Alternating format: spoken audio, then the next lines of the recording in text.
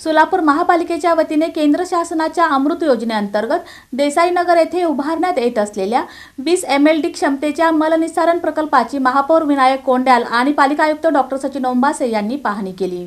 सोलापूर महापालिकेच्या वतीने केंद्र शासनाच्या अमृत 1 योजनेअंतर्गत देसाईनगर येथे उभारण्यात येत असलेले 20 MLD क्षमतेचे मलनिस्सारण प्रक्रिया केंद्र अंतिम टप्प्यात आले आहे।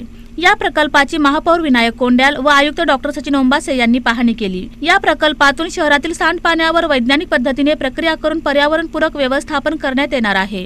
प्रकल्पातील टाक्या, primary centrifuge, chlorine unit, bore room आदी कामे पूर्ण झाली असून पंप हाऊस व वीज यंत्रणांचे कामही जवळपास पूर्ण झाले आहे। पाहणी वेळी अतिरिक्त आयुक्त संदीप कारंजे, नगरसेवक शिवाजी वाघमोडे, व्यंकटेश कोंडी, सिद्धेश्वर कमटम, सात्विक बडवे, सार्वजनिक आरोग्य अभियंता व्यंकटेश चौबे, सहाय्यक अभियंता नितीन आंबिगार, रामचंद्र पेंटर, झोन अधिकारी नंदकुमार जगदानी उपस्थित होते। तसेच महाराष्ट्र जीवन प्राधिकरणचे अधिकारी अभियंता प्रवीण पाटील, शाखा अभियंता M हरीश व अभियंता कासिम नदाफ यांनी प्रकल्पाच्या प्रगतीची माहिती दिली। प्रकल्प लवकरात लवकर पूर्ण होऊन कार्यान्वित करण्याच्या सूचना यावेळी देण्यात आल्या।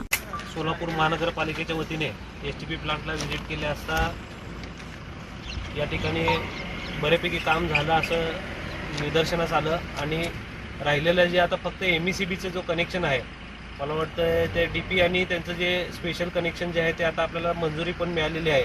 त्याचं टेंडर होऊन या ठिकाणी लवकरात लवकर कनेक्शनचं काम झाल्यानंतर ही STP प्लांट चालू होणार आहे। आज आम्ही या ठिकाणी सर्व नगरसेवक, महापालिका आयुक्त ओंबासे सर, आपले कारंजे साहेब, तसेच आमचे सर्व नगरसेवक कोंडी सर असतील, केंगणाळकर सर असतील, कमटम असतील, आमचे तात्या वाघमोडे साहेब असतील, हे आम्ही सर्व या ठिकाणी व्हिजिट केली असता बऱ्यापैकी काम झालेलं, अजून थोडं जे काही काम राहिलेलं आहे हे लवकरात लवकर पूर्ण करू असं त्यांनी आश्वासन दिलेलं आहे।